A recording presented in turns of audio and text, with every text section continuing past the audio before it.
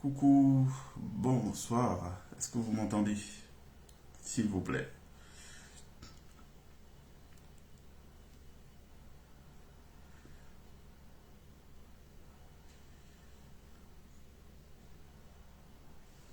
Bonsoir.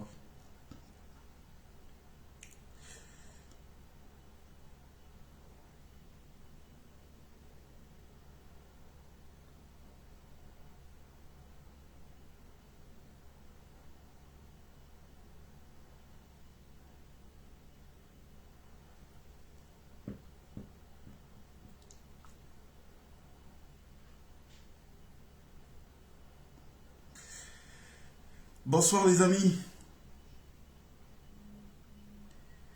Merci de nous rejoindre. Bonsoir Jean-Marie. Merci d'être là. Émérancienne, Gameka, bonsoir. Comment allez-vous, Émérancienne? Vous êtes une nouvelle venue apparemment. J'ai pas souvenir d'avoir eu le privilège d'échanger souvent avec vous. En tout cas, vous êtes la bienvenue, chère Émérancienne, dans cette agora qui donne le pouvoir aux idées. Hein. On donne le pouvoir aux idées. Bonsoir, cher Armel Prosperti. Merci de nous rejoindre. Vous êtes connecté d'où, chère Émérancienne? Juste pour qu'on sache quelle est la cartographie réelle des frères avec qui nous sommes en connexion. Il y a Pierre Denis. Bonsoir, mon cher Pierre Denis. Ça fait un petit moment qu'on ne s'était pas chamaillé très élégamment. J'aime bien votre élégance dans la conversation. On n'est pas souvent d'accord avec vous, mais les choses sont dites avec beaucoup de courtoisie. Et moi, étant un adepte de l'école de la philosophie, hein, de l'école philosophique, parce que pour moi c'est une école de respect et de tolérance, où on devrait normalement débattre sans véritable rivalité. Hein. Il n'y a pas de points finaux, juste des points de suspension. Et donc j'apprécie beaucoup la conversation avec vous, cher Pierre Denis. Je vous souhaite la bienvenue ce soir. Merci de nous rejoindre. Il y a Amadou, notre frère de Menganga, qui est là aussi. Bonsoir Amadou. Est-ce que tout va bien, cher frère, du côté de Menganga? Menganga, c'est le fief du cheptel hein, dans l'Adamawa.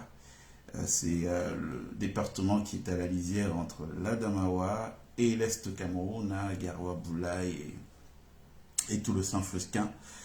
Et donc, de ce côté-là, si vous voulez faire des affaires dans le domaine de l'élevage, eh ben, c'est l'endroit du Cameroun que vous devez visiter impérativement. Vous m'arrêtez si je me trompe. Bonsoir Angèle. Angèle, comment allez-vous? Angèle qui est connectée du côté de Paris, du Vésinet, voilà, si mes souvenirs sont exacts. Le Vésinet, c'est un très très très beau quartier, hein, je connais, très boisé, avec beaucoup de manoirs, de châteaux, c'est très beau le Vésinet, j'y venais très souvent. Alors, malheureusement, Pierre Denis nous dit qu'il n'a pas un bon réseau en ce moment. C'est pas grave. L'important, c'est qu'on soit là ensemble aujourd'hui dans cette agora, en espérant que tout aille bien. Voilà. Est-ce que c'est bon? Vous nous entendez bien? Vous pouvez juste mettre un gros problème de réseau, Monsieur Morgan. Oh là là, c'est dommage. Je sais pas ce qui se passe. Vous pouvez juste mettre, quand vous appelez là, des petits pouces pour sécuriser la plupart du temps. Quand vous voyez ça, ça veut dire que c'est signalé quoi, pour qu'on ne puisse pas opérer de manière normale. Mais ça fait partie du jeu. Hein. Ça ne devrait pas nous dissuader de faire ce qu'on a à faire. Chacun fait ce qu'il a à faire. Euh, donc, si nous sommes un certain nombre, si nous sommes le quorum, eh bien, à mon avis, on peut y aller, on peut lancer notre... si vous me confirmez que là, tout va bien, qu'on vous entend très très bien, ben, je crois qu'on peut y aller. Oui, il y a Henri qui est là, Henri Hervé, bonsoir Henri, il y a Victor Dikoum qui nous rejoint. Vous êtes de quel pays, Victor Dikoum? Euh, Important pour nous de savoir de quel endroit vous êtes connecté souvent.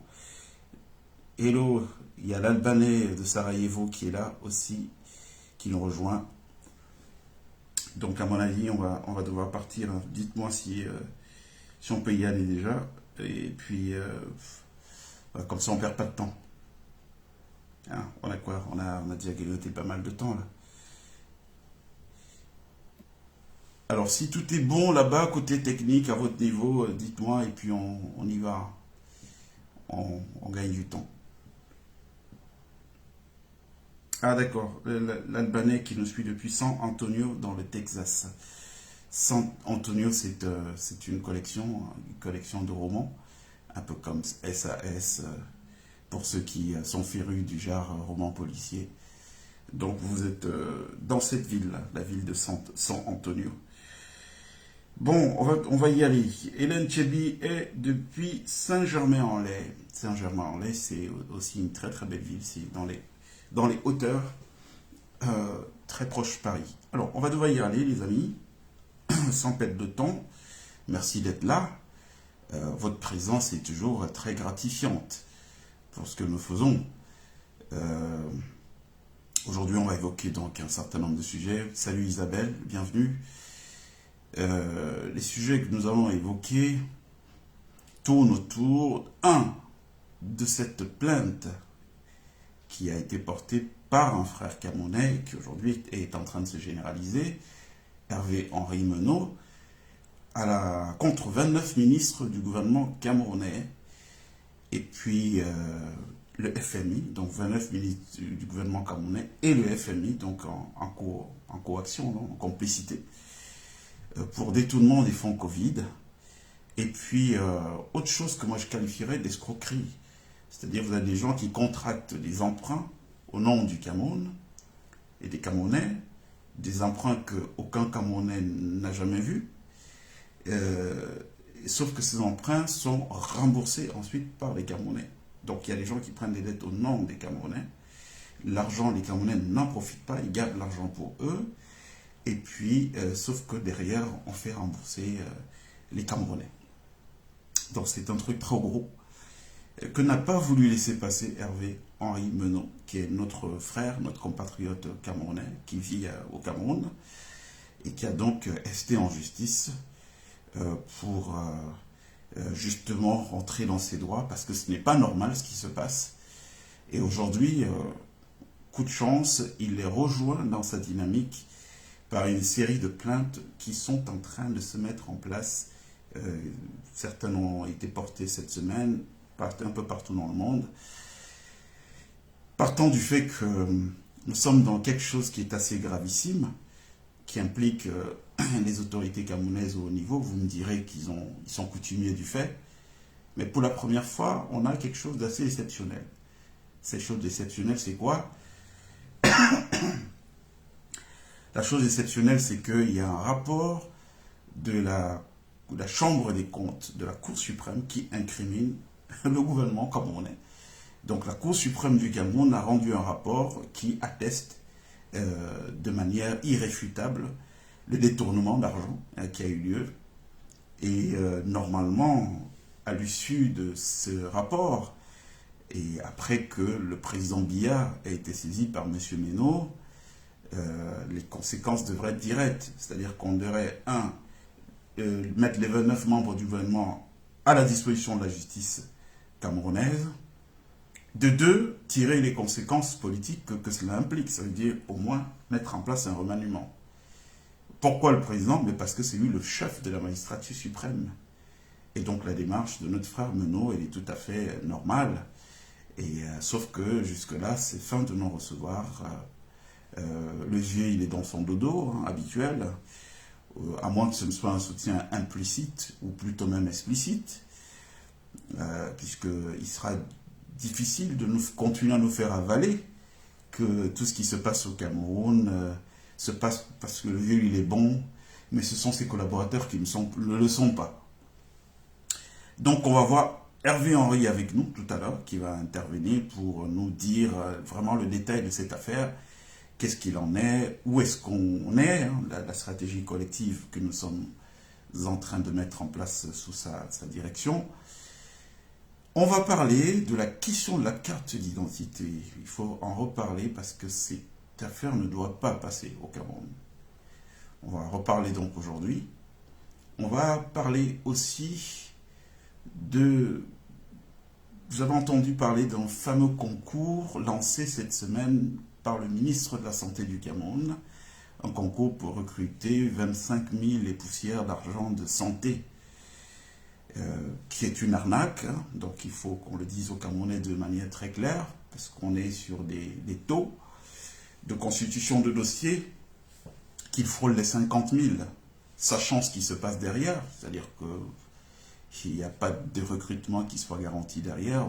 Depuis 4 promotions aujourd'hui à l'ENAM, on a des magistrats qui sont sortis, qui n'ont jamais été incorporés à la magistrature. Donc bref, on va prendre encore de l'argent au Camerounais. Ils font feu de tout bois. On va parler de ça pour comprendre. Il y a le Camerounais Mekulu Vondo, qui est le patron du fonds de pension des retraités camerounais, la CNPS, dont on a parlé dans un article cette semaine, et je m'apprêtais à applaudir que pour une fois on parle en bien d'un Camerounais, un Camerounais qui s'illustre de manière positive. Et j'étais à peine sur cet enthousiasme que j'ai été tout de suite douché dans mon élan, en me rendant compte qu'il y a pas mal d'informations qui étaient données dans l'article, certainement rémunéré, puisqu'on n'a pas de journalistes sérieux, ou alors très peu dans notre pays, la plupart écrivant des papiers rémunérés. Donc on a donné un certain nombre d'informations qui sont des informations indignes, notamment en lui attribuant des succès qui n'en sont pas, dans le cadre de l'exercice de ses fonctions comme patron de ce fonds de pension de la Caisse nationale de prévoyance et sociale du Cameroun. Donc on évoquera ce monsieur. On évoquera la question des mandats, la prorogation du mandat des députés. Vous savez, on l'a dit ici à plusieurs reprises, il n'y a pas de changement envisagé au Cameroun par une voie autre qu'une insurrection. Bref, il n'y a pas de changement possible par les urnes. Les gens nous prennent pour des bonimenteurs ou ils nous prennent pour des va-t-en-guerre. Ils n'intègrent tout simplement pas que notre bonne connaissance du système, de ses vices, nous amène à comprendre simplement, avant tout le monde, vers quoi on peut aller et à quoi on est exposé. Bon, je crois qu'on a là, aujourd'hui, pour les autres leaders de l'opposition sincère, qui souhaitent réellement qu'il y ait un changement au Cameroun. Aujourd'hui, ils ont matière à reconsidérer la position qui était la leur, qui était de dire « ouais, non, tous, on va s'inscrire dans les listes électorales ». Je crois qu'avec ce qui vient de leur être servi, ils vont comprendre qu'il faut penser la lutte autrement. Voilà, donc ce sont les différents sujets qui vont être évoqués. Le mandat, la question de la CNI, Louis-Paul Motazé, qui en veut particulièrement à la diaspora, on verra, c'est un diasporaphobe. Paul Motazé, on verra sur le barrage de Mekine. Et ça, vous avez la possibilité d'appeler tous au numéro qui est affiché en annonce de cette communication, donc le 00 33 6 523 489 45, 00 33 6 523 489 45. En tout cas, pour vous qui nous rejoignez, vous regardez l'annonce et vous avez le numéro de téléphone, vous appelez uniquement sur WhatsApp. Et puis on pourra échanger sur ces différentes affaires. Donc on va comprendre la version que lui, Paul Motazé, ministre des Finances du Cameroun, a contre les diasporas. On a vu son dispositif qu'il annonce là. Il veut voir très clair dans le patrimoine des Camerounais de l'étranger au Cameroun pour éventuellement, probablement, certainement d'ailleurs, le taxer. Donc on va étudier tous ces phénomènes. Bon, je propose, sans commander, que nous procédions par sujet. Donc on fait un sujet et donc tout le monde appelle pour ce sujet, pour ceux qui ont des choses à dire, et puis on passe au sujet suivant pour faciliter le travail à tous nos frères qui nous font l'amabilité de reprendre la quasi-totalité de nos communications. Ça se retrouve sur beaucoup de plateformes et donc cela est difficile pour eux de pouvoir hiérarchiser quand on est en même temps sur un sujet, après on est sur un autre et puis on revient sur l'autre sujet. Donc pour qu'on aille de manière très organisée, on fera ça. On prend un sujet et puis on l'évacue et on avance. Alors, je propose qu'on commence par cette histoire de la CNI, histoire de laisser qu'on soit un certain nombre, qu'on atteigne un certain quorum. Il y a Amanda qui est là avec nous aussi. Bonsoir Amanda, merci d'être là. Il y a Eric Koyeb qui nous retrouve. Alors, je voulais qu'on parle de la carte nationale d'identité. Il me souvient très exactement, nous étions dans les années 2003. Je me souviens comme si c'était hier. L'Assemblée nationale, il y a un vieux croulant qui rentre dans la salle. C'est pas pour me moquer, hein. Je suis factuel, je dis ce qui se passait. Et ce monsieur s'appelait Pierre Milo Meudjo. Il était à l'époque directeur général de la police nationale, donc DGSN. Et donc il venait défendre à l'Assemblée nationale le passage de la carte d'identité classique à la carte d'identité informatisée. Je crois que c'est ce qui a fait qu'on passe de 1000 francs, si mes souvenirs sont exacts, à 2800 la carte d'identité. Bon, ça a été fait. Et donc on est passé, je me rappelle comme si c'était hier, ça a été très difficile pour lui. Donc je vous parlais du vieux Milo. Oh là là, c'est très très compliqué là. Ça se coupe maintenant toutes les secondes.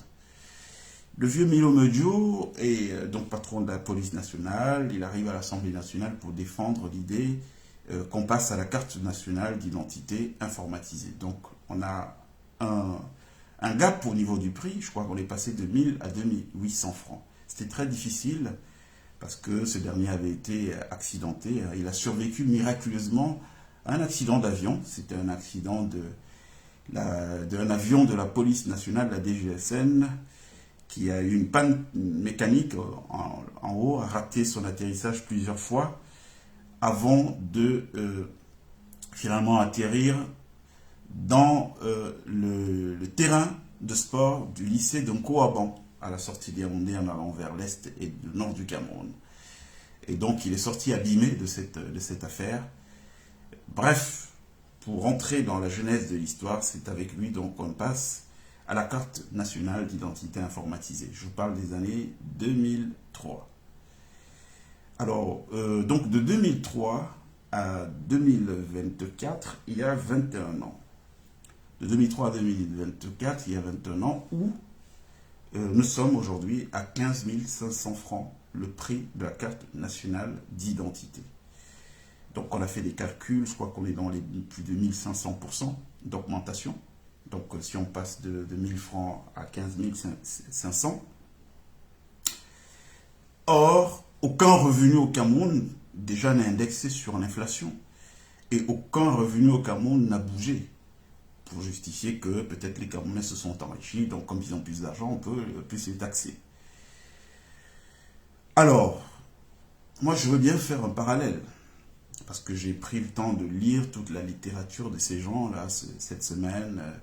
Il aime bien, lui Paul Motazé, dans sa posture savante, faire des comparatifs avec les pays autour de nous. Oh, mais vous avez vu, dans tel pays, ça se passe comme ça. Bon, allez, moi je prends l'exemple du Gabon. Le Gabon, c'est un endettement de 73% sur leur PIB, donc un taux d'endettement de 73% sur leur PIB. Le Cameroun, c'est, je crois, 43%. Donc, en réalité, on est plus confortable, et largement plus confortable que le Gabon. Alors, qu'est-ce qui peut justifier qu'un pays comme le Gabon ait offert, hein, la décision a été prise, je crois, il y a 2 semaines, au Ligui, le général, décider que la carte nationale d'identité soit gratuite là-bas pour tous les Gabonais. Pourtant, on est même sur des schémas plus révolutionnaires que les nôtres. Je crois que la leur, elle est faite la séance tenante, quoi. C'est clic, et tu as ta carte d'identité. Mais c'est gratuit pour tous les Gabonais. Et pendant ce temps, nous, on est à 1500% de taux d'augmentation en 20 ans dans un pays qui ne sait pas, ou en tout cas, de protéger, s'il vous plaît. Essayez de mettre les pouces pour éviter qu'on soit coupé tout le temps, s'il vous plaît. Donc, puisqu'avec la déréglementation, eh ben, ce que ça donnait, c'est qu'il n'y a plus de contrôle des prix au Cameroun. C'est vraiment l'économie libre, libérale. Chacun fait ses prix et ces prix ne tiennent pas souvent compte de la réalité des revenus, des niveaux de rémunération dans notre pays. Donc, moi, je veux qu'on évoque ces questions. Il y a Hervé qui a appelé tout à l'heure. Hervé, vous pouvez relancer votre appel. Et comme ça, on vous prend, ça permet de pouvoir avancer rapidement. Donc, je trouve que c'est n'importe quoi. C'est n'importe quoi que, voilà, Hervé qui appelle, on va le prendre. Allô, Hervé? Allô, Oui, Hervé, vous nous entendez? bonsoir, bonsoir, bonsoir, je vous entends, monsieur Morgan. Ok, comment allez-vous? Vous m'entendez? Oui, oui, je vous entends, bonsoir, bonsoir à tous. Oui. Je, je suis très heureux et très honoré de participer à un live pareil parce que j'ai beaucoup d'admiration pour ce que vous faites, hein, parce que déjà ce que vous avez dénoncé concernant Biabimal, c'est énorme, hein, ça ne fait que partie d'un des scandales parmi tant d'autres qui se passent au Cameroun. Et ça rejoint un peu la bataille que je mène, hein. En fait, je suis Hervé Henri Meno, citoyen camerounais, je vis à Yaoundé. Euh, j'ai pris connaissance du rapport de la Chambre des comptes seulement en 2023, au milieu de 2023, et j'ai été offusqué de me rendre compte en tant que citoyen, je me fais arnaquer par des dirigeants. C'est ce qui on a foi et c'est ce qui on compte. Et j'ai essayé de parcourir le rapport, j'ai essayé de le lire pour comprendre de quoi il s'agit exactement. Vous m'entendez? Oui, on vous entend très bien. D'accord. Et puis, autour du mois de décembre, j'ai créé un blog pour m'interroger sur mon devoir citoyen, parce que je me suis senti interpellé en tant qu'individu. Alors, dans mon blog prospérité-i-com, la question c'était, je m'interroge sur mes droits de citoyen, sur mon engagement citoyen, et j'ai décidé d'ester en justice le 23 décembre 2023 contre 29 aux fonctionnaires. Je vous le dis, ça peut paraître un peu long, mais je vous dis quand même la liste de ces fonctionnaires. En numéro 1, vous avez Ngongo Ferdinand, ministre d'État, secrétaire général de la présidence, Mbondoairo Samuel, directeur du cabinet civil de la présidence de la République, Babo Oswald, directeur adjoint du cabinet civil de la présidence de la République, John Gouté Joseph, premier ministre, chef du gouvernement, Esso Laurent, ministre d'État, ministre de la Justice, garde des Sceaux, Momo Jean de Dieu, ministre délégué auprès du ministre de la Justice, garde des Sceaux, Mbagangele Martin, délégué général à la Sécurité nationale, Bettia Somo Joseph, ministre de la Défense, Atanga Dipol, ministre de l'Administration territoriale, Motaze Dupol, ministre des Finances, Manaouda Malachi, ministre de la Santé, Fam Dongo Jacques, ministre de l'Enseignement supérieur, Owona Grégoire, ministre du Travail et de la Sécurité sociale, et Touding Waloran, ministre de l'Éducation de base, Nalova Yonga Pauline, ministre des Enseignements secondaires, Sadi René Emmanuel, ministre de la Communication, Tuente Madeleine, ministre de la Recherche scientifique et de l'Innovation, Atanganambaga Luc Magua, ministre du Commerce, Alamine Ousmane Mey, ministre de l'Économie, de la Planification et de l'Aménagement du territoire, Belbouba Maïgari, ministre d'État, ministre du Tourisme et des Loisirs, Mounouna Foutsou, ministre de la Jeunesse et de l'Éducation civique, et Langaoubam Georges, ministre de la Décentralisation et du Développement local, Gabriel Mbaïrobe, ministre de l'Agriculture et du Développement rural, Taïga, tel que c'est écrit, ministre de l'Élevage, des Pêches et des Industries animales, Achille Basile King III, ministre des Petites et Moyennes Entreprises, de l'Économie sociale de l'Artisanat, Ngebe Pauline Irène, ministre des Affaires sociales, Marie-Thérèse Abenaondoa, ministre de la Promotion de la Femme et de la Famille, Masséna Ngale Bibé, Jean-Ernest, ministre des Transports, et Elina Obam Richard, directeur général de la Caisse de d'amortissement. Actuellement, il est le directeur général de la Caisse de dépôt et de consignation. Donc, ça fait partie c'est la liste des 29 personnes à qui j'ai porté plainte. Ce qu'il faut savoir, et qui est très important, c'est que c'est le rapport de la Chambre des comptes qui les indexe, hein, c'est pas ma personne. Or, vous savez que la Cour suprême agit au nom du peuple camerounais, donc en mon nom propre et en votre nom à vous tous. Donc, c'est pour ça que je leur porte plainte. Alors, et ce qui est curieux quand même dans cette... Oui, allez, vas-y, Morgan. voilà. Alors, Hervé, juste pour qu'on comprenne très bien le fondement existentiel de ta démarche. Que dit le rapport? Le rapport met en évidence les détournements opérés sur les fonds Covid pour que les gens comprennent bien, c'est important. Oui, c'est très important, c'est très important. Le rapport met en évidence très clairement, mais alors très clairement, trois éléments essentiels qu'il faut comprendre. Le déficit non signalé. Il faut savoir ce que ça signifie. Déficit national veut dire que ils ont utilisé de l'argent, ils ont distrait de l'argent, ils ont prétendu avoir fait des dépenses liées aux missions qui étaient au cahier des charges, mais ce n'a pas été le cas. Donc c'est un déficit. Empiètement sur le pouvoir législatif, c'est qu'en réalité, le rapport de la Chambre des comptes a été structuré de la manière suivante. Le président de la République, par l'ordonnance numéro 2020-001 du 3 juin 2020, a créé un fonds spécial de solidarité nationale qui avait comme exigence la stricte application de la loi numéro 2018-011 du 11 juillet 2018 portant code de transparence et de bonne gouvernance. C'est là la clé de l'histoire. Or, vous savez qu'une loi émane de l'Assemblée nationale. Donc, ils n'ont pas respecté cette loi de transparence et cette loi et cela a été dévoilé par le ministre des Finances. Hein. Tout ce que je dis, ça n'émane pas de ma personne. Le ministre des Finances est allé à l'Assemblée nationale déclarer, et je crois que je l'ai partagé dans une vidéo, il nous dit ceci. L'exigence était le respect de la transparence et de la bonne gouvernance. Le FMI a donné 137 milliards et ils doivent le justifier par des audits réguliers. 1 milliard a été donné à la Chambre des comptes pour pouvoir faire ces audits. Les audits ont été faits. Eux, ils se réunissaient, les membres du gouvernement, en conseil de cabinet une fois par semaine. Vous vous rendez un peu compte? En se réunissant une fois par semaine, par visioconférence, ça veut dire que si un ministre ne pouvait pas être là physiquement, tout au moins il était connecté en ligne pour pouvoir participer au conseil de cabinet. C'est très, mais alors très grave. Troisième chose, le ministre d'État, ministre de la Justice, garde des Sceaux, est légalement requis pour être le conseil juridique du gouvernement, avec son ministre délégué qui est M. Momo. Alors, ils étaient au courant du déficit. Ils n'ont pas conseillé le gouvernement en matière judiciaire. Donc, ils sont impliqués dans cette histoire. Allez. Donc, si je cite le ministre de la Justice dans cette affaire, c'est pour qu'il ne soit pas jugé parti. Parce qu'il est profondément impliqué. Il aurait pu leur dire, on est en train de violer la loi du Cameroun. Bon, alors... Juste... En ne pas donnant...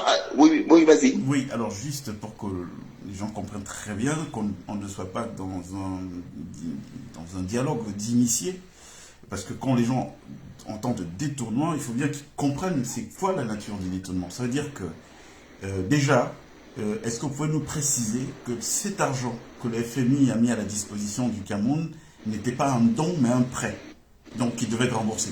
Voilà. Très, très, très intéressant. Effectivement, le FMI ne fait pas de dons. Ce n'est pas un organe de charité. C'est une institution internationale qui accompagne les États à s'endetter auprès d'elle-même et d'autres institutions financières comme la Banque mondiale et le Club de Paris et tout ce que vous voulez comme organisme de financement des États. Donc le FMI ne fait pas de dons.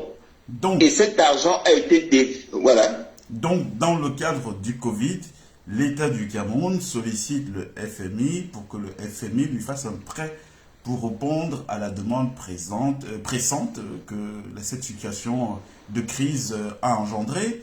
Et donc, ce prêt est fait et il doit être remboursé comment? C'était quoi le montage? C'est quoi le deal?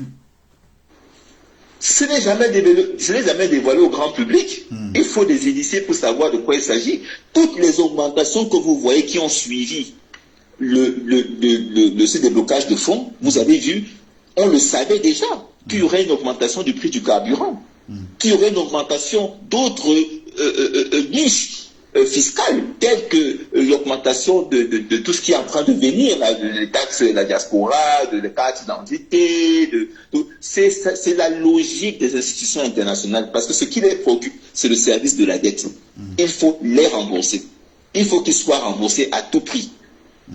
Alors, donc, oui, la plainte que tu introduis au départ, elle est une plainte contre 29 ministres du gouvernement camerounais, mais aussi le FMI. Pourquoi le FMI?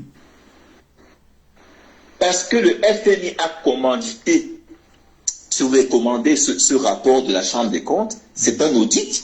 On a donné 1 milliard à la Chambre des comptes. Ils ont eu le résultat de l'audit. Quelque temps plus tard, ils ont donné les statistiques du gouvernement pour bonne gestion de dette, alors qu'il y avait ce déficit. Ils ont eu l'information qu'il y a eu des fraudes. La preuve, c'est même d'abord eux qui ont fait la pression pour que ce rapport sorte. Souvenez-vous, ça a fait beaucoup de bruit au Cameroun parce que le rapport avait de la peine à sortir. C'est le ministère des Finances qui, dans son site, à travers le site du ministère du Budget, qui publie le premier rapport avant la Cour suprême elle-même, si vous vous souvenez.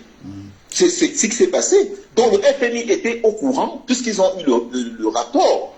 Mais il n'y a pas eu de sanction. Au contraire, un nouveau guichet de financement était ouvert pour le Cameroun, pour la Banque mondiale, et c'est passé. Alors, on nous a dit non, ils sont satisfaits du Cameroun. C'est scandaleux, c'est scandaleux. Qu'est-ce qui peut justifier, côté FMI, la rétention d'une information aussi grave? C'est-à-dire qu'eux, ils ont prêté de l'argent à un État, cet État s'est engagé sur un cahier de charge qui n'a pas été respecté, donc l'argent, au lieu de partir pour le commun des mortels camerounais, se retrouver dans les arrière-cours des dignitaires du pays. Il y a un rapport qui est commandé, la Cour des comptes accable clairement le gouvernement, le FMI est au courant de ça, et pourquoi ils gardent l'information, pourquoi ils ne se saisissent pas de ça pour en faire un levier de problème, à votre avis? Parce que, à mon avis, ce n'est que mon avis, maintenant les preuves, ça c'est autre chose à prouver, c'est qu'il faudrait que les gens comprennent définitivement que ces institutions n'ont pas pour objectif de nous aider à nous développer.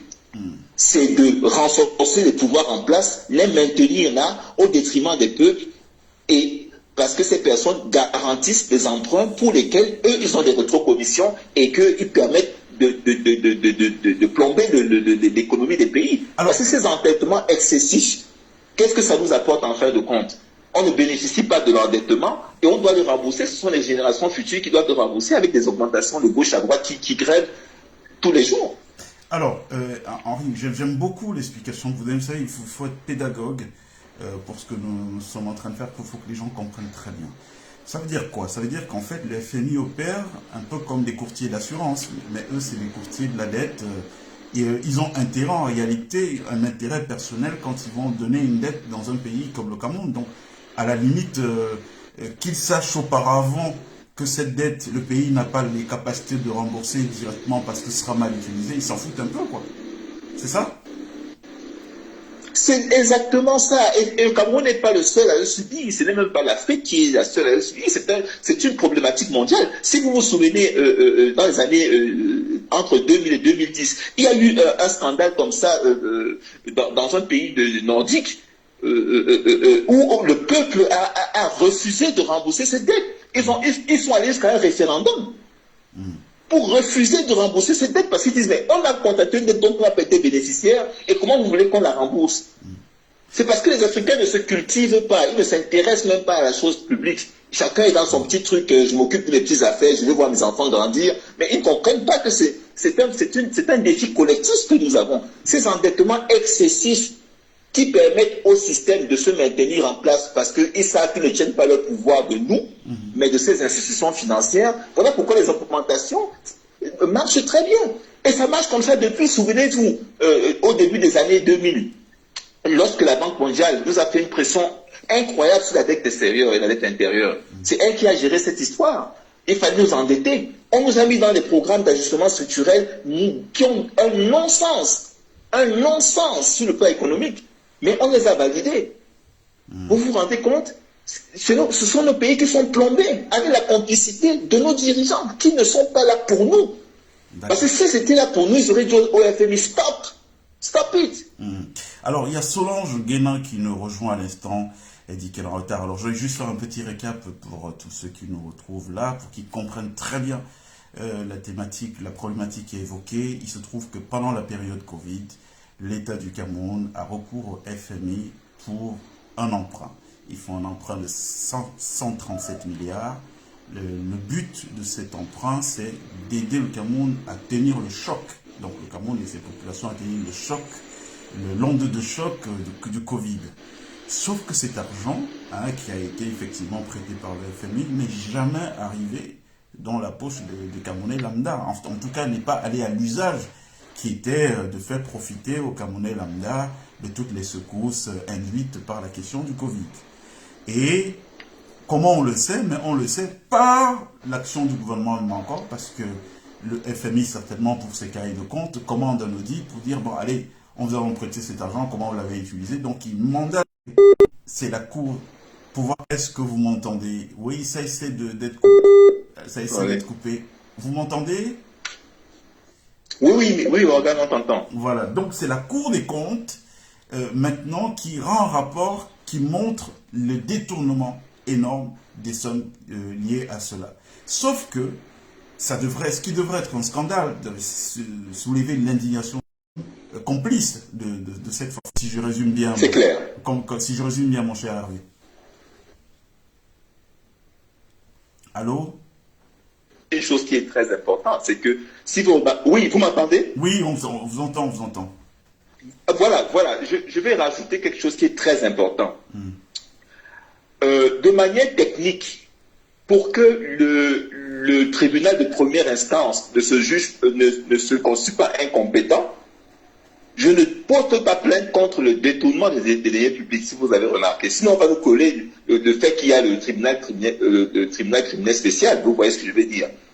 Donc, ce qui est mis en évidence, c'est 3 délits qui sont tout aussi mis en évidence par la Chambre des comptes. C'est le refus d'un service dû aux citoyens.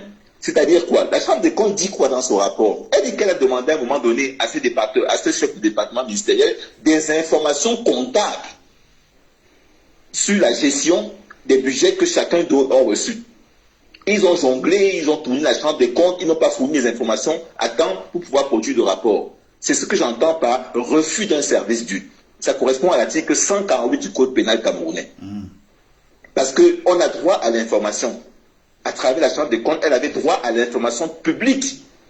Parce que les fonctionnaires, les hauts fonctionnaires, sont des fonctionnaires au sens du Code pénal. C'est-à-dire que c'est des gens qui manipulent les fonds publics. Ils doivent, de par la loi 2018, de rendre publique toute information de gestion financière liée aux fonds publics. C'est ça que j'appelle le refus d'un service dû, et c'est encadré par la loi, et il y a des condamnations en justice liées à cela. Alors, maintenant, l'entêtement sur le pouvoir... Oui, vas-y. Oui, excuse-moi, je t'ai coupé. Vas-y, je te prends juste, je te relance derrière. Oui, je disais, l'entêtement sur le pouvoir législatif, c'est lequel? C'est que c'est une loi qui instaure ce respect de la transparence. Ce n'est pas un décret présidentiel, c'est une loi produite par l'Assemblée nationale. Et ce qui est chose curieuse, c'est que le ministre des Finances est devant les sénateurs, dans la Chambre haute. Et c'était encore magnifique dans cette histoire. C'est même une chance pour le Cameroun, finalement. C'est-à-dire qu'on a la Cour suprême, la plus haute juridiction en matière de jugement des comptes, qui rend un rapport. Le ministre des Finances va à la Chambre haute du Parlement, qui est le Sénat, et il nous dit comment ils nous ont volé cet argent. Et ils sont encore tous en fonction. C'est quand même extraordinaire dans un pays. En tout cas, ça dénote du niveau des gens qui... C'est-à-dire qu'ils commettent des larcins et ils ne savent même pas que c'est des larcins en réalité. C'est ce qu'on peut bien comprendre. Alors, je voudrais qu'on parle maintenant de manière très opérationnelle. C'est bien, tu fais ce constat et puis tu décides d'être en justice. C'est la croix et la bannière, non? Comment tu as procédé pour que ta plainte soit reçue, notamment au Cameroun, avant les autres actions à l'international qui sont en Bon, c'est très très bonne question, très bonne question, et puis ça va édifier les citoyens camerounais. Arrêtez d'avoir peur de vos institutions, arrêtez d'avoir peur de ces institutions. Ces institutions existent parce que la Constitution émane de l'énergie du Cameroun, du peuple camerounais.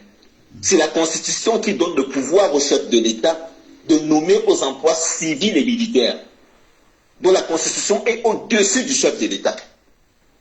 Elle est au-dessus du Parlement, elle est au-dessus de la justice, et c'est le peuple qui est souverain. Sauf que la souveraineté du peuple est une souveraineté par défaut. C'est-à-dire qu'on n'a pas conscience du pouvoir que nous avons, et on se fait vraiment avoir comme ça par les gens à qui on a donné mandat. C'est la Constitution qui donne le pouvoir au premier président de la Cour suprême d'être président de la Cour suprême. Sans Constitution, il n'existe pas comme président de la Cour suprême. Il faudrait que les Camerounais se réveillent et cessent de dire je m'occupe des petites affaires au quartier. Donc, nos institutions sont les nôtres, elles nous appartiennent. Comment ça s'est passé alors Alors, comment ça s'est passé de manière concrète? J'ai sollicité des avocats, dont je ne citerai pas le nom, Ils ont eu peur d'aller déposer la plainte. J'ai sollicité des huissiers. Ils ont eu peur d'aller déposer la plainte. Je suis allé personnellement déposer ma plainte. Et elle a été reçue et acceptée. Celui qui a déchargé a lu l'objet de ma plainte. Donc pour dire que les gens ne connaissent pas la loi, le code de procédure pénale que vous voyez, dont les gens sont occupés à savoir seulement si c'était 14 milliards qu'on avait dépensé, comme les gens ne s'intéressent qu'à l'argent, c'est un bijou qu'on a donné au Cameroun, au peuple camerounais, et que le peuple camerounais ne s'en sert pas. Une plainte a l'obligation d'être reçue. Aucune autorité ne peut refuser votre plainte. Et une plainte n'est assujettie à aucune forme. C'est-à-dire que si vous écrivez en Mundang votre plainte, elle va être reçue. D'accord. Vous voyez un peu? D'accord. Donc, la plainte est reçue. Bon, maintenant, il a fallu notifier. Est-ce que tous ces ministres, à l'heure où on parle là, ils ont été déjà saisis pour... Et ils sont tous au courant parce que le juge a fait appel à moi quelques temps après pour me servir la notification de paiement des consignations, c'est-à-dire des frais de justice. J'ai versé des frais de justice. Elle a transmis le dossier au procureur de la République parce qu'il faut savoir que je me suis constitué partie civile pour impliquer le ministère public qui est là pour le peuple. Et ça doit coûter cher, ça? Mais, ça doit coûter cher, ça? Oui, ça m'a coûté, comme c'était quand même 29, ça m'a coûté 500 000. Ah d'accord, 500 000 CFA. Ok, mais c'est beaucoup d'argent pour un truc. Alors, juste pour savoir, aujourd'hui, nous sommes dans une démarche, mais on va la partager avec tous les Camerounais qui comprennent. C'est que vous procédez en réalité par stratégie. Quelles sont les attentes aujourd'hui, vos attentes par rapport à tous les autres Camerounais? Parce que vous êtes porté, vous êtes mis en avant, mais vous attendez aujourd'hui que l'affaire soit relayée par d'autres Camerounais. C'est quoi la stratégie en fait? Oui, la stratégie a d'abord consisté à informer le président du Conseil supérieur de la magistrature, qui est le chef de l'État, à mettre en copie des ambassades, le FMI lui-même, la Banque mondiale, l'Union européenne, qui ont eu tous copie de ma plainte. Et il dit quoi le vieux? À la même période. Et qu'est-ce qu'il dit? Personne n'a réagi jusqu'à présent. Donc, vous vous rendez compte? Personne n'a réagi jusqu'à présent. Donc le président de la République, Paul Biya, est informé qu'il y a eu des détournements. Ces détournements sont attestés par la Cour suprême de son pays. Et il reçoit un tel document, pas de réaction. C'est ça, j'ai les décharges, j'ai les décharges de tout ce que je dis. Donc j'ai eu toutes les décharges de toutes les correspondances que j'ai déposées. Et je lui ai adressé des vœux en début d'année 2024. Et j'ai encore reparlé de cette affaire dans une lettre ouverte. Il y a un journal local qui a accepté, parmi les autres qui faisaient les malins, là, de me publier, c'est West Echo, qui a publié en entièreté, en totalité, ma lettre ouverte au chef de l'État, reprécisant cette lettre que j'ai déposée. Il n'y a pas de suite. Le temps est passé. Tout récemment, ce qui se passe, c'est qu'il y a la session de l'Assemblée nationale qui va démarrer le 11 juin. J'écris donc au président de l'Assemblée nationale pour lui demander de déclencher le processus de la vacance de pouvoir de la vacance de pouvoir au Cameroun. C'est ça que vous avez vu dans la vidéo. En fait, ce n'est qu'une lecture de ma lettre officielle que j'ai écrite. J'ai tenu informer la DGRE, j'ai tenu informer la DGSN, le CED et le CEMIL. La CEMIL, vous voyez ce que je veux dire? Pour dire aux autorités, je ne me cache pas, c'est un fait citoyen, c'est une réalité que nous vivons tous. Que se passe-t-il dans ce pays? Si le chef de l'État qu'on connaît ou qu'on a connu légaliste n'arrive pas à sanctionner ses ministres, ça veut dire qu'ils ne tiennent plus les rênes du pouvoir. Ben oui. Il faudrait qu'on crève cet aspect. Ben oui. C'est quoi ces Camerounais qui sont là à jouer le jeu de dire oh, le chef de l'État dit sur haute instruction, sur pas haute instruction? Il a le droit de prendre des hautes instructions, ce sont ses prérogatives. Mais je ne pense pas, quoique je ne partage pas beaucoup de ces décisions, qui puisse instruire de détourner 137 milliards de francs CFA. Je ne le pense personnellement pas. C'est pas que je lui accorde pas le bénéfice du doute, mais je ne pense pas. Ça veut dire qu'il y a une crise. Les gens peuvent reproduire le système un projet de prorogation de leur mandat. C'est scandaleux parce que dans la saisine du président de l'Assemblée nationale Je lui demande non seulement d'ouvrir le processus de la vacance de la présidence, mais inviter tous les députés, y compris lui-même, à aller dénoncer ce scandale. Parce qu'ils n'ont pas encore fait depuis, alors qu'ils sont au courant, puisque le ministre des Finances s'exprimait devant la Chambre haute, donc au Parlement. Qu'est-ce qui explique que ces députés de la nation ne dénoncent pas cette histoire? Alors, la problématique ici, pour ceux qui nous écoutent, qui suivent, c'est qu'il faut bien qu'ils comprennent, c'est qu'on est en train de vouloir faire rembourser aux Camerounais de l'argent dont a profité la petite caste qui est aux affaires. Et qu'à l'heure qu'il est, le président de la République du Cameroun, qu'on dit légaliste, qu'on dit, mais moi je vous ai toujours dit que je ne crois pas du tout à cette idée répandue qui veut que tout le monde soit mauvais autour du président, mais que lui soit bon. Parce que nous avons des exemples. Hervé parle de son exemple, nous avons des exemples où il a été saisi de situations souvent sans réagir. Alors, est-ce qu'on ne va pas arriver à la conclusion que le chef de la mafia, en réalité, c'est lui? Bon, ça ne vous engage pas, Hervé, mais on est en droit de réfléchir comme ça. Moi, je le pense, hein, je l'ai toujours dit, qu'il faut qu'on arrête de tourner autour du pot. On a un chef de la mafia, parce que je parlais tout à l'heure des conséquences légitimes quand une affaire comme celle-là sort. C'est-à-dire que la Cour suprême, il n'y a pas plus haut que la Cour suprême dans un pays, dit clairement qu'il y a eu du vol, il y a eu du détournement dans une opération. Mais la moindre des choses, c'était que le président se dise, moi je suis légaliste, je suis chef de la magistrature suprême, si la Cour suprême de mon pays arrive à cette conclusion, il me faut, un, mettre ces ministres à la disposition de la justice, de deux, que je fasse un remaniement pour dire, mais non, des gens qui sont épinglés dans une affaire aussi gravissime ne peuvent pas continuer à représenter le gouvernement du Cameroun. Alors, rien des deux n'est fait.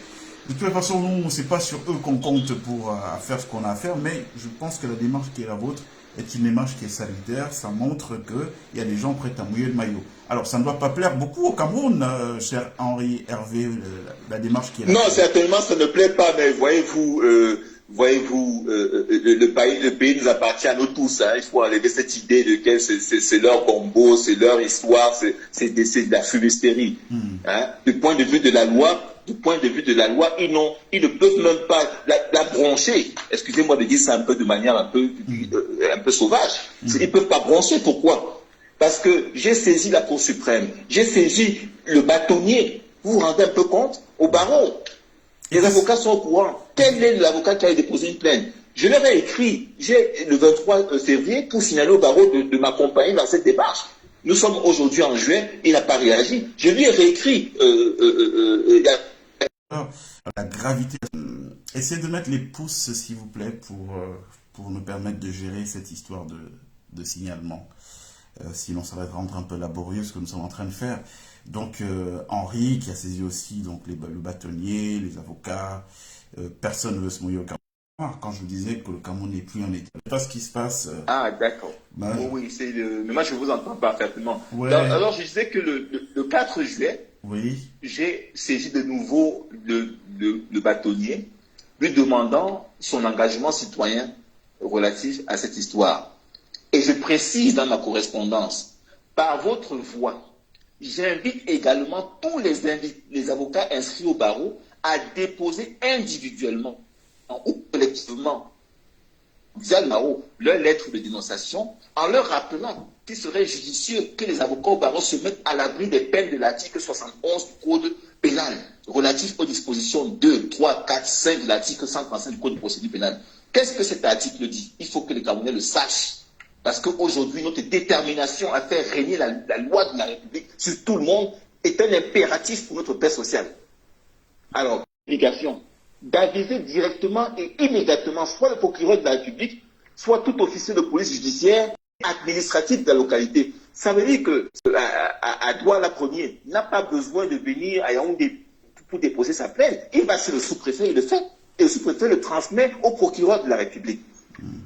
Et les peines pour non-respect de cette loi, c'est l'article 171 de la section 5 du Code pénal qui s'appelle « Refus d'aider la justice » est puni d'un emprisonnement de 1 mois à 3 ans et d'une amende de 20 000 francs à 1 million de francs CFA ou l'une de ces deux peines, celui qui pouvant empêcher par son action immédiate sans risque pour lui ou pour un tiers la commission d'un crime ou d'un délit.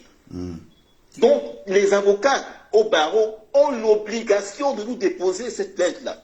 C'est une obligation, tout comme les citoyens camerounais. Il ne faut pas que les gens s'imaginent qu'on est en train de les flatter. Ce n'est pas une flatterie du tout.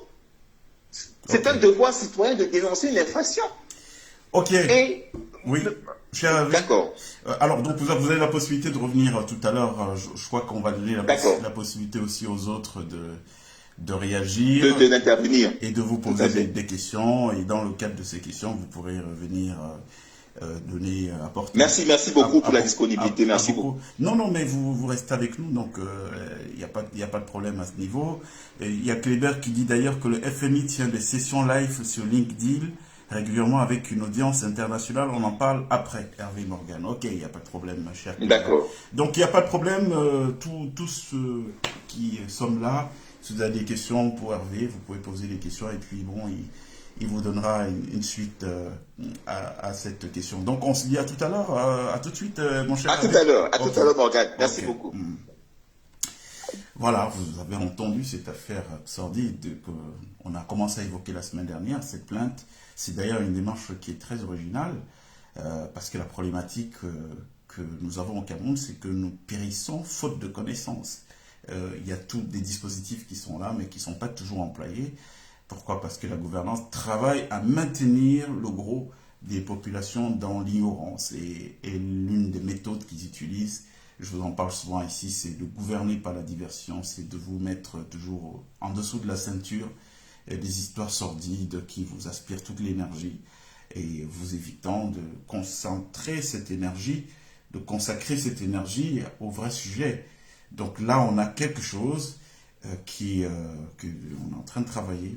Vous verrez ce que ça va donner. On a quelque chose, puisque là, ça incrimine non seulement le gouvernement camerounais, mais aussi les bailleurs de fonds. Parce que vous savez qu'il n'y a pas de crédit. Et je voudrais d'ailleurs que Kléber, si on peut l'entendre tout à l'heure, puisqu'il est financier au vol, sur la question, je ne comprends pas qu'on puisse accorder des crédits à des pays comme les nôtres sans bien s'entourer de toutes les conditionnalités, de comprendre qu'on est des pays bankable et tout. Bref, qu'on attribue des crédits de manière complaisante, qui finissent donc, comme je l'ai dit, dans les arrière-cours, en voiture personnelle, en maison personnelle que les ministres et autres s'achètent, et puis qu'on fait rembourser de manière scandaleuse au peuple. Mais vous vous rendez compte, je vous ai parlé de la structure des prix. On est passé de 1000 francs la carte d'identité au Cameroun à 15 500, plus de 1500% d'augmentation. Vous vous rendez compte de ça? Plus de 1500% d'augmentation en 20 ans. Le revenu n'a pas bougé d'un iota. Oui, parce que je veux vous mettre au défi ici. Montrez-moi quelqu'un qui vous dit qu'il travaille au Cameroun et que son salaire a été indexé sur l'inflation tous les ans depuis ce temps jusqu'à aujourd'hui. Vous n'en trouverez pas. Vous verrez que sur les 1 million de Camerounais qui ont 1,1 million à peu près, qui ont un salaire tous les mois, et 80% de ces 1,1 million, c'est des gens qui ont des petits salaires. C'est des gens qui tirent le diable par la queue. Alors, sur quoi se basent-ils ces gens-là pour se permettre de faire des augmentations de prix comme ça du jour au lendemain, avec la complicité de ces bailleurs de fonds internationaux, parce qu'il faudra leur dire que, mais quand on regarde là, qui va rembourser? C'est votre peuple qui rembourse, vous allez faire quoi? Vous procédez par les taxes indirectes, directes, alors vous allez indexer sur quoi? Le carburant. Vous vous rendez compte? L'un des premiers postes de dépenses des ménages.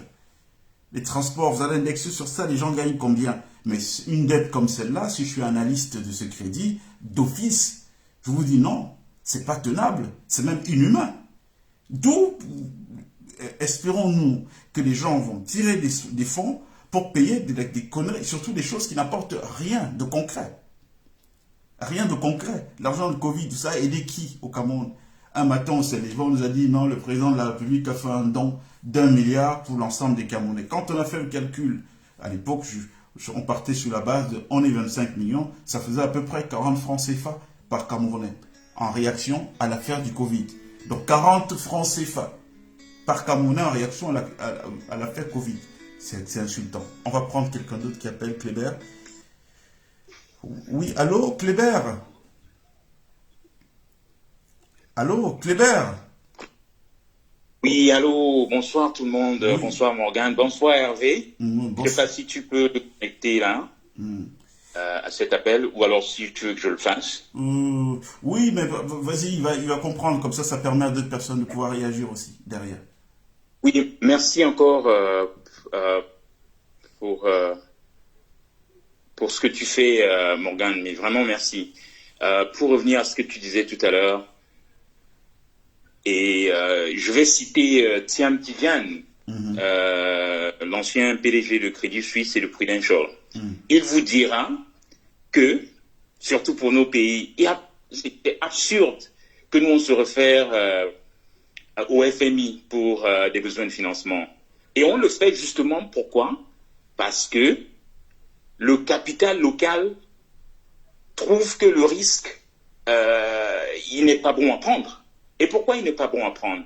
C'est ce que toi tu appelles la gouvernance, c'est ce que tu appelles les crises institutionnelles, c'est-à-dire que la garantie des droits. Si je dois mettre mon argent dans une affaire, il faut que je sache que je suis protégé par la loi. Ce que lui il appelle equity capital, c'est le long terme, c'est-à-dire que tu es impliqué dans ce projet. Hein? Et le long terme, ça coûte moins cher. Et parce qu'on ne peut pas glaner des capitaux locaux, parce que même les nationaux ne font pas confiance à l'État, qu'est-ce qu'on va faire? On va prendre le gars qui regarde le short-termism. C'est-à-dire que je veux mon argent là tout de suite. Et qu'est-ce que ce gars il fait? Comme il sait très bien que il n'y a pas d'opportunité de rembourser. C'est-à-dire qu'il regarde vos recettes. Hors de 5 ans coûte 110 000 francs. Il n'y a pas de raison. Il n'y a aucune logique à ça. Et tu as abordé tout à l'heure, Morgane, un concours qu'a lancé le ministère de la Santé. Je ne sais pas si c'est le bon moment d'en parler aussi. Ben, tu peux. Tu me diras. Tu peux. Un communiqué signé... pardon, tu disais? Tu peux en parler. Ben voilà. Un communiqué signé de M. Malachi, oui. Du 17. Il faut regarder la composition du dossier. C'est scandaleux. Vous demandez à des gens qui ne sont même pas à la porte de gagner de l'argent. C'est des gens qui recherchent des formations. Ça, c'est une ponction fiscale qui ne dit pas son nom. Ça, c'est de la fiscalité par embuscade. Ils vont recruter à peu près 23 500 professionnels sanitaux. Et ce qu'ils demandent, un petit dossier, des timbres fiscaux par-ci, des timbres, il faut certifier une carte d'identité qu'ils n'ont même pas. Mais c'est incroyable. J'ai une sœur qui m'a envoyé un document. Elle n'a pas sa carte d'identité depuis 3 ans. Elle a des récépissés. Mais dans la composition du dossier, on lui demande d'aller certifier une carte d'identité. Ça sert à quoi? Puisque le jour où je vais composer, le jour où je vais aller à l'épreuve écrite, j'aurai une pièce d'identité, oui ou non? Pourquoi vous me demandez de certifier une carte d'identité? Pourquoi faire? Pourquoi vous me demandez un casier judiciaire? Pourquoi? Alors que je ne vais peut-être même pas avoir ce concours. Oui, vous me demandez de faire un casier judiciaire, je vais perdre mon temps des tracasseries? Oui, allô, tu disais? Alors, juste pour que notre auditoire comprenne très bien, cette semaine, on a appris que le ministère de la Santé du Cameroun lançait un concours pour recruter des agents de santé, je pense 25 000 à peu près, sur l'ensemble du territoire du Cameroun. Sauf que quand on regarde sur la construction du dossier, il faut à peu près 50 000 par personne. Alors, parlant de ça, cher Kléber, je vais juste vous demander, vous allez raccrocher, j'ai envie de partager une petite vidéo avec tout notre auditoire de gens qui regardent. Et puis derrière, nous commentons ça, si ça ne vous pose pas de problème. Ça marche, à tout de suite alors. Ok, à tout de suite. Alors, mes chers amis, c'est très important qu'on puisse se parler, le langage de la vérité directement. Je vais vous faire voir cette vidéo et après on va reparler de cette histoire sur la santé. Nous sommes ici à la maternité de Zera. Voici la maternité de Zera. Bon. Par mois, on a au moins 18 sommes qu'on accouche par mois. Oui. Par an, là, ça doit être 50 quelque chose. Est-ce qu'on peut visiter cette maternité, là, madame? C'est terrible, hein? Voici la maternité d'un centre de santé au Cameroun. C'est là qu'on accouche les enfants. Madame, ça, ce sont des bambous. C'est des bambous, on a fait comment? Hein? Ça, vous appelez, c'est même pas un lit, vous avez fabriqué ça, je ne sais pas comment. Fabriqué, on fait avec, parce que comme le centre, le district nous est pas donné, on doit faire comme ça, on doit faire comment? On nous envoie travailler, on doit faire comment? Comment vous faites là, c'est le seau? Ça, c'est le seau, dès qu'on accouche, on met l'eau là, on fait sortir ça par derrière là-bas. Oui. Mais laissez la femme, je vois même un peu de tas de sang ici. Ça qui est déjà sec en bas là. Oui. C'est une cinquantaine de femmes par an. Ah, oui, parce que le mois-ci, je suis déjà 18. Oui. Oui, 18 qui ont accouché ce mois-ci. Oui. Demain, le 31, non, on ne sait pas, peut-être il y aura encore 2 ou 3. Des fois, on fait 3 accouchements par jour. Est-ce que le ministre de la Santé est au courant que les femmes accouchent sur les bambous encore au Cameroun et dans le Grand Nord? Le ministre de la Santé, je ne sais pas, parce qu'ils sont là. Ils sont là, en haut. Nous, on est là, on souffle. C'est nous qui sommes sur le terrain que nous, on souffle. Elles ne nous voient pas. On a fait comment? Merci, madame. Derrière, merci beaucoup. Ok, les amis, je voulais vous montrer cette vidéo. Donc, ce ministre qui se permet de demander à des Camerounais de leur promettre. C'est-à-dire, vous voyez un peu la méchanceté de ces gens. C'est-à-dire qu'ils sont conscients que les gens sont dans une détresse humaine, on n'a pas de travail, c'est dur. Et donc, on se sert de leur faiblesse, donc ils sont en recherche d'amélioration de leur situation, pour leur dire, pour leur vendre un espoir. Ah non, ben on met en concours et vous allez rentrer comme ça dans la fonction publique. Mais ce sera pour travailler où? On vient de voir l'exemple d'un centre de santé. Donc, en réalité, ces gens-là, c'est pas pour les recruter qu'on lance les concours. Je vous ai expliqué, on vient d'entendre avec Hervé Henry tout à l'heure, les montages de ces gens-là qui prennent toujours de la dette qui finit dans leur compte personnel. Ils sont nombreux, hein. Nous avons recensé pas mal. Attendez que cette gouvernance finisse. Vous apprendrez des choses. Parce que beaucoup d'entre eux sont dans quoi aujourd'hui? Ils sont dans ce qu'on appelle l'arrogance. Ils sont persuadés qu'ils détiennent un trésor de guerre, un capital qui est impérissable. Mais pourtant, ce capital dépend de quoi? Ben, il dépend d'un seul mot. La gouvernance est finie au Cameroun, tous les comptes là vont être bloqués. Ça, je vous le dis. Et je vous le dis vraiment en amitié, parce que nous sommes des frères. Malgré que vous avez choisi le côté sataniste, mais on reste des frères. Tout cet argent sera bloqué. Voilà ce qui va se passer. Le schéma, je vous le trace là. Et vous repenserez à cette conversation. Le jour où on annonce que Paul Biya n'est plus président du Cameroun, eh bien, ce qui se passe, c'est que tout l'argent que vous avez stocké là-bas, tout de suite, il y a une option dessus. C'est un problème logiciel, hein. C'est plac, plac, plac, plac, plac. Et puis, on vous attend. Le premier qui va oser aller faire une revendication, qu'est-ce qu'on fait? On agite le spectre du bien mal acquis et de la possibilité de l'arrêter. Donc, qu'est-ce qu'il fait? Il va négocier sa liberté en ne venant plus jamais parler de cet argent. Donc, les gens qui pensent être assis sur des matelas financiers aujourd'hui, ils vont se retrouver du jour au lendemain pauvres sans avoir le seul sou. Maintenant, pour l'argent qui est thésaurisé dans la maison, vous pensez qu'il va se passer quoi?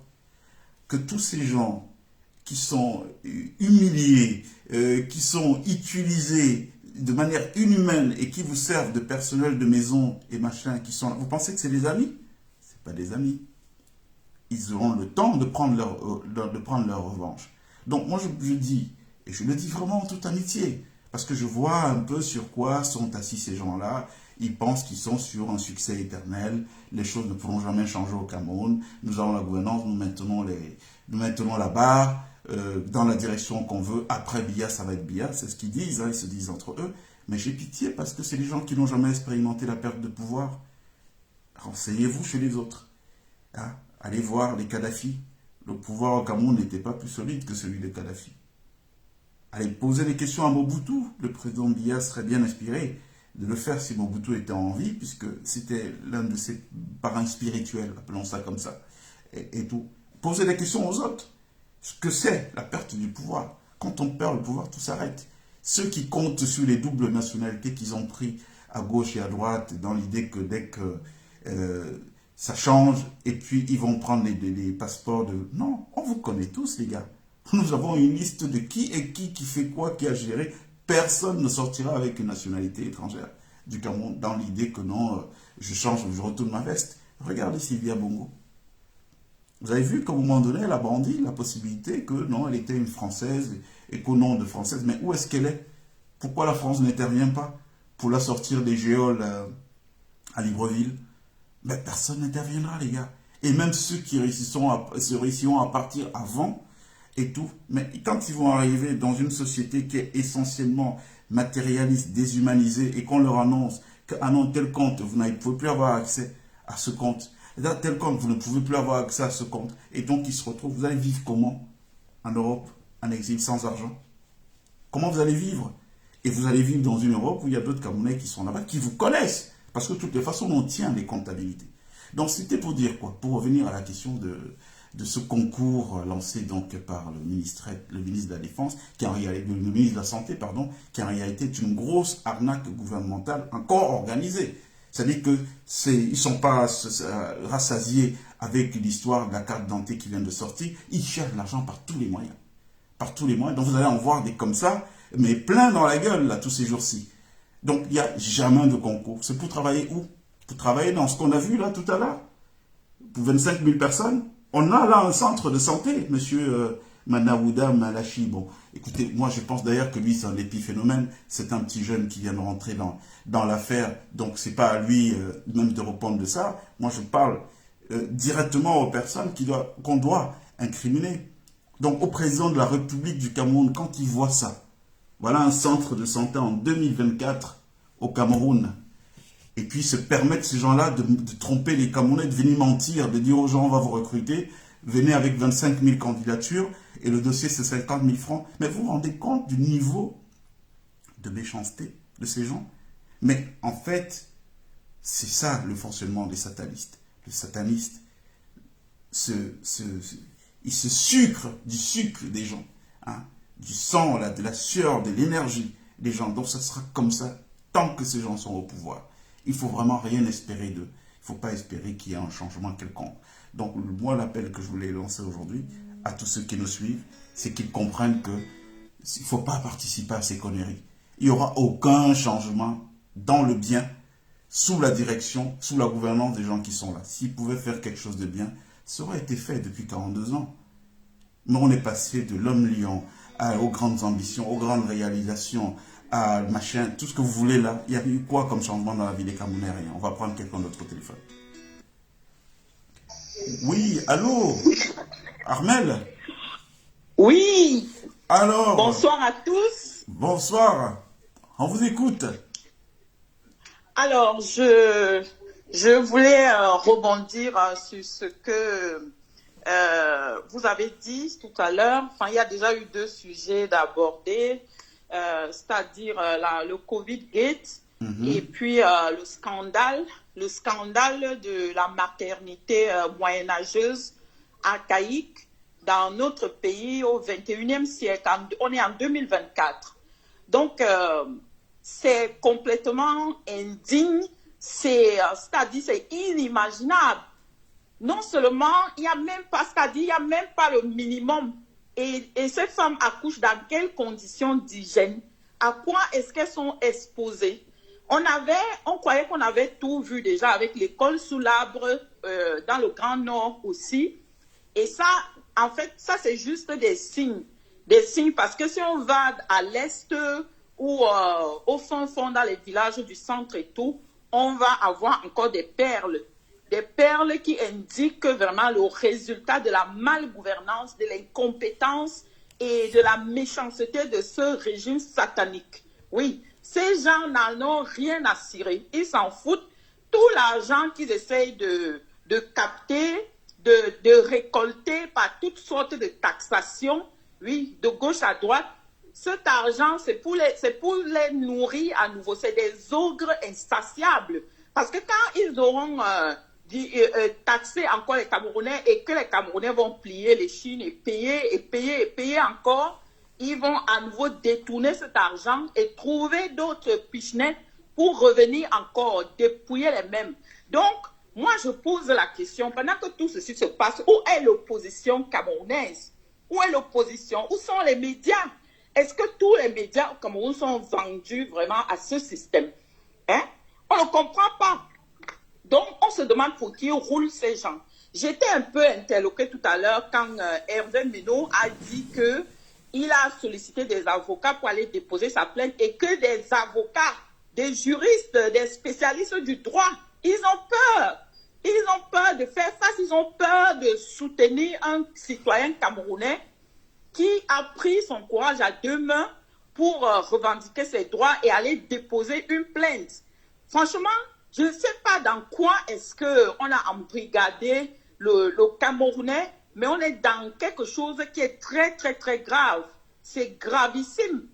Donc, dans l'affaire du Covid-Gate, parce que les deux affaires sont liées, le Covid-Gate, la CAN-Gate, parce que quand le secrétaire général de la présidence a décoré les 3 task force qui avaient pris part à ces projets, oui, pour gérer l'argent de la CAN-Gate et l'argent du Covid-Gate, oui, quand il les a décorés, il s'est adressé aux Camerounais avec une défiance et une arrogance révoltante. Oui, il a dit qu'il n'y avait rien il avait circulé, il n'y a rien à voir, on n'a rien détourné, il n'y a pas d'affaires, et que d'ailleurs le chef de l'État avait apprécié le travail qui a été fait. C'est pour ça qu'il décorait ces personnes. Et autour de lui, il y avait des personnalités. Or, dans l'affaire du Covid-Gate, M. Malaouda Malachi, le ministre de la Santé, Mme Madeleine Tchouente, ministre de la Recherche scientifique, ils sont épinglés, ils sont mouillés jusqu'à l'os dans ces dossiers-là. Mais ils ne sont jamais convoqués, jamais inquiétés, jamais interrogés, sans même, on ne va même pas les interpeller. Donc, en fait, c'est l'impunité totale. C'est ça qui nous amène à dire qu'on est dans un complot contre le peuple camerounais. On est dans un plan bien charpenté, bien élaboré du dépouillement total du peuple camerounais jusqu'à son anéantissement. Donc, vraiment, si les Camerounais ne sont pas alertés, si on ne se réveille pas, si on ne se lève pas pour faire face à cette situation, je ne sais pas dans quoi nous serons dans 2 ans, 3 ans, 4 ans ou 5 ans. Oui, si même on tient jusque-là. Donc, nous, on est debout. On est debout pour nous battre pour notre pays, pour l'intérêt de notre population. Parce qu'on ne peut compter ni sur les corps intermédiaires, ni sur l'opposition, ni sur les juristes, ni sur personne. Il faut bien qu'on trouve un moyen, oui, pour nous mobiliser. Parce qu'on ne peut pas continuer à voir notre peuple croupi dans la misère, dans la pauvreté extrême. Mais malgré cela, on vient encore lui porter des coups. Parlant par exemple du concours pour le recrutement des agents de la santé, oui, le décret qui est sorti récemment pour recruter 2300 à peu près de ces personnels. Non, oui, 25 000. Voilà, 25 000. Mais pour un gouvernement qui est en prise, qui est en connexion, en symbiose, ou bien qui est au fait de ce qui se passe au sein de sa population, normalement, pour ce genre de choses, on sait qu'on a besoin de ces personnels. On peut juste faire les choses sur étude du dossier. Pourquoi imposer comment ils appellent ça, une légalisation de la pièce d'identité? Mais moi, je pensais qu'une pièce d'identité qui est déjà électronique, elle est fiable. Elle est fiable. Pourquoi aller encore faire certifier ça? Et le certificat de nationalité, il sert à quoi pour ce type de dossier? Moi, je ne comprends pas. C'est-à-dire, pour moi, c'est juste le bon sens. On peut juste faire une étude de dossier et épargner les candidats de toutes ces démarches inutiles, de toutes ces lourdeurs qui n'ont pour but que d'escroquer les gens. C'est-à-dire, ces gens sont ça. Il va falloir trouver un moyen pour les arrêter. Il va falloir trouver un moyen pour stopper vraiment ce dépouillement financier de la société camerounaise, de la population. Donc, je vais revenir sur les autres sujets, mais je voulais déjà rebondir sur ces deux-là parce que, franchement, dire même qu'on est indigné et qu'on est exaspéré, franchement, c'est un euphémisme. C'est un euphémisme. On ne sait pas. Dans ce pays, on a déjà tout vu. On a déjà tout vu, mais malgré cela, à chaque fois, ils poussent toujours le bouchon plus loin. Ils poussent le bouchon plus loin. Franchement, chers compatriotes camerounais, nous devons faire quelque chose. Il va falloir agir d'une manière ou d'une autre. Allez, je vous reviens plus tard. Merci. Merci, Armel. Ben, écoutez, c'est sans surprise sur la question des avocats que vous évoquez. Il y a 4 mois que je vous dis, ici, sur cette agora, il n'y a plus d'état de droit. Le Cameroun n'est pas un état de droit. Mais je vous parlais sur la base d'une expérience personnelle que j'ai vécue. Alors, si moi, j'arrive à vous le dire sur la base de quelque chose que j'ai vécu, bon, beaucoup ne me connaissaient pas, donc ils ne vont pas me croire sur parole. Mais il faut d'autres cas, comme celui d'Hervé, qui nous dit, là, qu'il y a une affaire où il y a une décision de la Cour suprême, la plus haute instance juridictionnelle camerounaise, qui dit que, bon, il y a du faux là, ces gens-là, ils ont fait du faux, il faut les interpeller pour qu'ils s'expliquent, et tout, mais un avocat dit qu'il ne peut pas prendre la plainte pour aller la déposer. Donc, vous comprenez dans quoi on vit. C'est un aveu implicite qu'il n'y a pas de droit dans notre pays. Donc, à la limite, aller confier son affaire à un avocat au Cameroun, ça vaut risque et péril. Parce que de là à ce qu'il aille voir la partie adverse pour dire, mais oui, moi je l'ai vécu. Je l'ai vécu. Donc, voilà. Moi, ça ne m'étonne pas. Hein. Maintenant, sur l'histoire du concours, des 25 000 qu'on attend au ministère de la Santé, ça, c'est de la connerie. Il y a aucun Camerounais ne doit jouer à ça, parce que personne n'aura rien derrière. Il n'y a pas de projet sérieux derrière. Pour qu'il y ait un projet sérieux, il faut déjà construire des infrastructures. Ces gens-là, ils vont être recrutés pour travailler où? Dans quelle structure? Hein? Donc, en réalité, on est toujours, parce qu'il appelait tout à l'heure notre ami Kléber, la fiscalité par embuscade. Donc, on tend des pièges aux gens, on sait que les gens sont dans la détresse la plus abjecte, et donc, quand on va dire concours d'entrée à machin, tout le monde va venir, ils vont aller prendre des dettes et tout, pour payer les frais de dossier. Et là, ils ont fait fort, on est dans les 50 000 francs CFA, hein, quand on essaie de faire tout ce qu'il faut pour participer à ce concours. Et donc, ils ont eu 50 000 fois 25 000 personnes. Vous vous rendez compte? 25 000 personnes qui n'auront rien à la fin, quoi. C'est-à-dire que les gens qui s'appauvrissent davantage pour n'avoir aucun résultat derrière. Donc, c'est de la connerie, et vraiment, il faut que ces gens arrêtent de se moquer. Bon, Manawouda, ces petits jeunes-là, quand on vous envoie, pensez à demain. Parce que ces vieux-là, ils ne seront plus là. Hein? Ils ne seront plus là. Regardez ce qui se passe aujourd'hui. Je vous parlais tout à l'heure de Pierre Milo Medjo, l'ancien DGSN, donc à l'époque, qui avait introduit la réforme, la carte d'identité en passant à la carte d'identité informatisée. Il y a des choses dont on pourrait lui parler aujourd'hui, mais il n'est plus là. Il a été directeur de la sécurité présidentielle. Sous son magistère, on a eu l'ancienne première dame du Cameroun qui est décédée. Je crois que c'est quelqu'un qui pourrait avoir beaucoup de choses à dire aux Camerounais à ce sujet-là. Bon, évidemment, ce n'est pas nous qui allons poser la question, puisque les ayants droit eux-mêmes donnent l'impression que ce n'est pas très important pour eux de savoir. Mais ces gens ne sont plus là. Donc, tous ces jeunes-là, à qui on fait jouer ces rôles-là, hein, il signe que oui, 25 000, il sait très bien que c'est de la connerie, c'est de la forfaiture. Pourquoi c'est de la connerie, c'est de la forfaiture? Il y a 4 promotions sorties à l'ENAM, de magistrats sortis à l'ENAM, qui ne sont pas incorporés dans la magistrature à l'heure qui parle, parce qu'il n'y a pas de conseil supérieur de la magistrature qui se tienne. Il y a ceux-mêmes qui sont évacataires, même à la présidence de la République. Je ne sais pas si vous vous rendez compte. Même à la présidence de la République, il y a des vacataires qui sont là, qui ne sont pas payés, n'ont pas de salaire. Renseignez-vous, posez la question. Donc, on ne paye pas ceux-là. C'est les 25 000 qui vont venir là, qui vont être payés. Mais c'est de la forfaiture, c'est de l'escroquerie organisée, dans la même veine que cette histoire de carte nationale d'identité. Donc, il ne faut pas que les Camerounais participent à ce truc-là. Je vous ai dit, de ce pouvoir, à la limite, il faut considérer que ce pouvoir est stérile.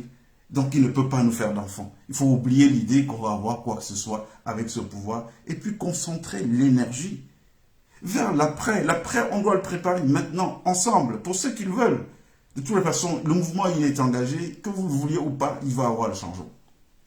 Ça, je vous le dis en toute cette. Que vous soyez d'accord ou pas, le Cameroun va changer. Tous les petits arrogants, là, qui se prennent pour les nombrils du pape parce qu'ils sont les cousins, les neveux, les protégés de tel ou tel et qui roulent carrosse aujourd'hui, pensent que les choses demeureront comme ça. Mais ils verront. Ils verront. Donc, il faut plus se mettre dans un état d'esprit d'attendre quoi que ce soit de la gouvernance actuelle, parce qu'ils ne peuvent rien donner. Ils ne l'ont pas fait encore à 2 ans, ils ne vont pas s'inventer. C'est pas aujourd'hui qu'ils vont commencer à aimer les Camerounais. Regardez les mesures qui sont prises. On quitte l'histoire de la CNI pour parler maintenant de cette taxe. Là, toujours, on voit un papier, et toujours les mêmes. Hein. Louis-Paul Motazé, ministre des Finances, ce mec-là, sa seule inspiration, c'est comment voler. Hein? D'abord, il nous a pondu un barrage, le barrage Mekin, on nous parle au départ de 25 milliards, finalement, on a payé 100 milliards pour un barrage qui était censé produire 15 mégawatts. Aujourd'hui, il ne produit rien, ou plutôt 10 mégawatts aujourd'hui. Barrage qui a été réalisé sans qu'on ait fait des études d'impact environnemental. Ça veut dire qu'il y a, je crois, deux turbines qu'on ne peut pas démarrer parce que si on les démarre, je crois que ça crée de l'inondation dans la zone et tout. Je vais bien fouiller l'info qui est autour de ça. Mais ces gens-là, ben, ils passent pour des savants. Il faut les voir à l'Assemblée nationale quand ils vont parler à des députés qui, pour la plupart du temps, ne comprennent rien à tout ce qui se dit. Ils jouent les savants. Mais comment expliquer? Et ils ont donné comme explication sur l'histoire du barrage que non, le barrage en lui coûtait 25 milliards, mais après il a fallu construire la ligne de transport. Mais regardez-moi un pays. J'ai été au Congo-Brazzaville. J'ai vu la construction du barrage sur la Li-Wesso, qui alimente tout le nord du Congo, de Wesso jusqu'à Imfodo. Avant que le barrage ne soit opérationnel, c'est-à-dire qu'ils n'étaient même pas encore à la moitié des travaux du barrage, ils avaient depuis longtemps lancé la construction de la ligne de transport jusqu'à Wesso. Alors le Cameroun, c'est le seul pays au monde où on vous dit qu'on finit de construire un barrage et c'est quand le barrage est fini qu'on se réveille. Ah mais tiens, l'énergie qu'on va produire là, on va faire comment, ça va aller comment? Et puis on se réveille, on dit oui, bon maintenant il faut construire une ligne de transport. Travaux dans l'urgence, surfacturation et tout ce que vous voulez. Donc ça a été le même schéma à Mekin aujourd'hui. Donc on est passé de 25 milliards à 100 milliards, réalisé par qui? Pas d'études d'impact et d'environnement. Donc aujourd'hui, toute cette zone est menacée de désastres écologiques, de drames écologiques et tout. Alors ce type-là, qui fait ça, lui, Paul Motazé, que je connais, est-ce qu'il peut, quand on parle de compétences, est-ce qu'il a le droit de l'ouvrir? De vous à moi. C'est le même qui vient nous dire qu'il faut payer une carte d'identité à 15 500. Donc qui fait une augmentation je parle de quoi? 1500%. C'est le même aujourd'hui qui, du coup, il n'a pas fini de faire ça. Maintenant, il s'intéresse à la diaspora. Oui, il faut qu'on sache quels sont vos avoirs, quel est votre patrimoine mobilier et immobilier ici, parce qu'évidemment, vous allez devoir payer les taxes. Mais vous vous rendez compte? Vous savez ce qu'on appelle la double imposition? Hein? Vous voyez un capital qui arrive là-bas, mais vous savez que j'ai acquis le capital comment? Le gars de la diaspora qui ramène ce capital, il a acquis de quelle manière? Parfois, c'est de l'argent qui est taxé et tout. C'est un patrimoine qui est acquis durement au prix du travail, du sacrifice. Donc, on va venir vous payer les taxes à l'étranger. Vous allez aussi payer les taxes au Cameroun. Pourquoi? Parce qu'on passe notre vie à travailler pour vous. Donc, c'est le même ministre des Finances. Je ne sais pas qu'est-ce qu'il a contre... C'est un misanthrope. C'est quelqu'un qui n'aime pas les gens. Parce que pour arriver à ce niveau-là de conneries, tout ce que je viens de vous citer, ils ont puisé dans les caisses des fonds publics 100 milliards de francs pour une solution vendue qui ne fonctionne pas au jour d'aujourd'hui. Le même nous amène aujourd'hui une carte d'identité avec 1500% d'augmentation. Et il ne nous a pas dit qu'entre-temps, le Cameroun s'est enrichi, les Camerounais sont devenus plus riches. Non.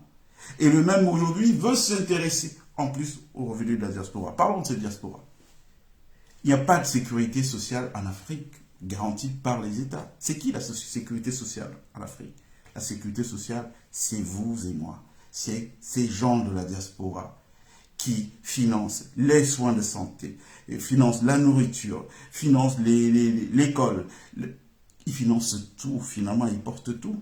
Est-ce que les gens qui payent déjà à ce niveau la sécurité sociale d'un pays, on devrait encore penser à leur ajouter les taxes de vous à moi? J'ai entendu les gens dire oui, c'est normal, tout. Mais c'est normal dans des sociétés qui sont structurées, où l'État joue son rôle. Mais dans une société où, si ces gens ne sont pas là, aujourd'hui c'est la chienlit au Cameroun. C'est la chienlit au Cameroun. Donc des gens qui payent dans tout ça, tous les jours, c'est-à-dire qui travaillent au prix du sang, parfois ils se retrouvent dans les fins de mois, ils ne peuvent même pas s'offrir un ticket de cinéma pour aller se distraire, Pourquoi? Parce que tout l'argent va régler le problème au Cameroun. Il y a un mal dedans, l'argent doit partir. Et en plus de ça, ils touchent des taxes, surtout même sur les envois d'argent. Parce qu'on ne voit que l'autre aspect, même sur les envois d'argent, tout ce que vous envoyez au Western Union et machin, l'État se goinfre dessus. Mais en plus de se goinfrer dessus, sur cet argent-là, on finance la sécurité sociale. Et c'est ces gens-là qu'il faut encore réfléchir comment on va faire pour le prendre l'argent. Moi, je dis qu'il va falloir, à un moment donné, qu'on réfléchisse très très bien à quel type de pays nous voulons construire. Parce que c'est juste pas possible, hein. On ne peut pas continuer à accepter ça, accepter que les choses se passent de cette manière. Bon, de toute façon, nous, on n'est plus au niveau du constat de que les choses ne vont pas bien, il faut agir et tout. Non, on n'est plus à ce niveau, on est passé à autre chose là maintenant. Hein. Alors, je lis un truc là que je viens ben, je sais pas, j'ai pas bien vérifié. Manaouda Atanganakuna, Fouda Séraphin, Bilé Masuke, Ngongo Ferdinand Ayem Mogé, Alamine Ousmane et Franck Biya, par le biais de Ngewo Samou, ont reçu de très grosses commissions pour permettre à Yan Filémon de donner la non-objection du gouvernement à l'achat des actions de AES par Actis qui venait d'être chassé de l'Ouganda pour défaillance. Vous entendez ça? C'est-à-dire que vous avez des sociétés qui sont vendues quasiment aux francs symboliques au Cameroun, des sociétés qui sont dans notre pôle de souveraineté. Je prends le cas de la Sonel. C'est-à-dire que c'est un peu comme si EDF se retrouvait en rade demain. Comme si on avait une autre solution énergie que celle-là, dans le cadre du Cameroun. Mais ces sociétés sont vendues quasiment au prix du pain, mais avec des Camerounais qui touchent beaucoup d'argent derrière en rétrocommission et tout. Non. Moi, je pense qu'à un moment donné, il va falloir que...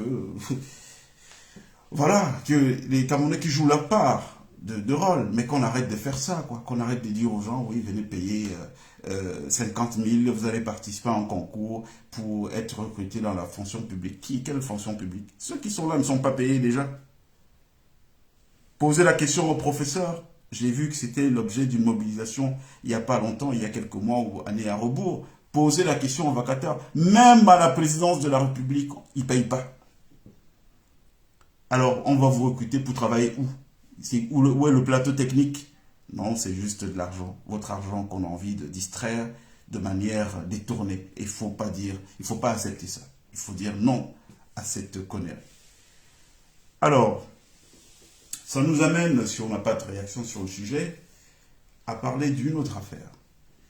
On a appris qu'il y a un projet de loi, parce que finalement c'est un projet. Il avait été annoncé par certains médias entre guillemets, dit crédible, que c'était adopté, mais c'était un projet de loi,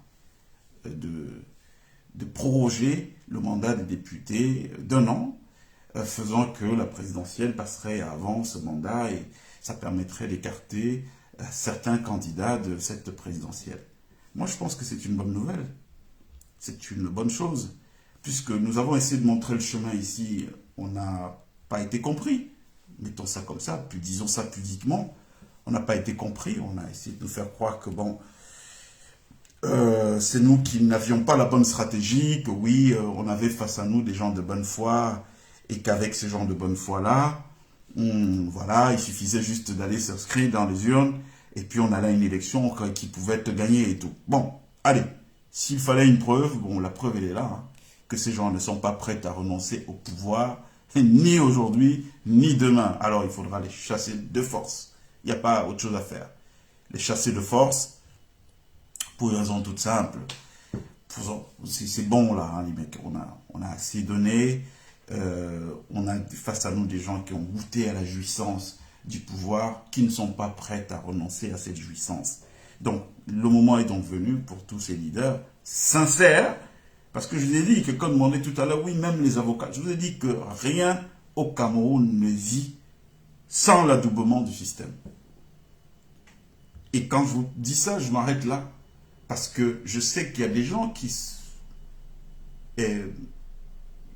soulèvent beaucoup d'espoir. Et quelqu'un qui soulève beaucoup d'espoir, il faut faire attention quand on parle de lui. Parce qu'on peut blesser des millions de gens. Et ce n'est pas le but du jeu quand on fait une communication publique. Le but du jeu, ce n'est pas de blesser des millions de gens. Mais je vous dis, retenez toujours cette phrase que je vous dis. rien n'existe au Cameroun. Prospère, donc ça peut exister, mais prospérer. Rien ne prospère au Cameroun si ce n'est pas adoubé par le système. Retenez ça. Donc ça nous pose un problème aujourd'hui. Après, les gens peuvent être adoubés par le système et puis après, ils ne s'entendent plus. Ça peut arriver aussi.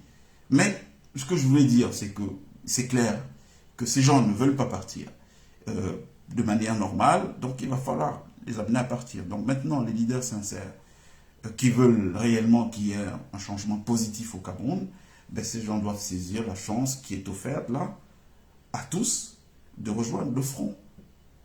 Le front qui dit qu'il n'y a pas de changement par les urnes au Cameroun en l'état actuel des choses. C'est impossible de faire. Donc il faut faire partie de ces gens par la force, puisqu'ils ne veulent pas de négociation. Vous entendez tout ce qu'on leur dit depuis. Mais ils sont là, il faut les voir. Ça boit du champagne et puis ça rigole. Oh, c'est rigolo là et tout. Non, ils partiront pas. La plupart ont 2 poids chiches dans le cerveau.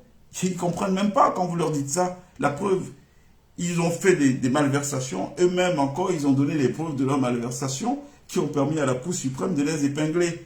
Donc c'est pour vous dire que vous n'avez pas des gens spécialement intelligents face à vous. Hein. En tout cas, ceux qui jouent les premiers rôles. Les intelligents, c'est les gars qui sont dans l'ombre que vous et moi ne connaissons pas et qui font le bon travail, mettent en place l'ingénierie qu'il faut quoi, pour faire tous ces petits coups là. Du genre, bon oui, allez, mets la carte d'identité à 15 500 et tout. Ils vont, non, on fait semblant de mettre à 10 000, mais derrière, on dit, bon, il faut la carte, le certificat de nationalité, il faut tel truc, donc finalement, c'est 15 500. Vous vous rendez compte? Pourquoi? Parce qu'en face, on a un peuple qui ne réfléchit pas. Au même moment, pendant qu'on va leur balancer ça, et puis on va demander à une de nos filles d'embrasser une autre fille, et puis ce sera bim, ça. Un matin, on va se lever, la police partout. Ah non, t'as pas ta nouvelle carte d'identité, on t'arrête. Tu vois, au commissariat. Donc, à force de coups de pression sur coup de pression, les gens vont finalement payer la carte à 15 500. Voilà les stratégies de ces gens-là. C'est comment ils travaillent. Donc, voilà. Je pense que l'occasion est vraiment arrivée, est donnée là, à l'opposition camerounaise, celle qui veut vraiment le changement. Parce que je ne suis pas sûr, je vous le dis depuis, que tout le monde soit habité par les mêmes ambitions que nous. Hein.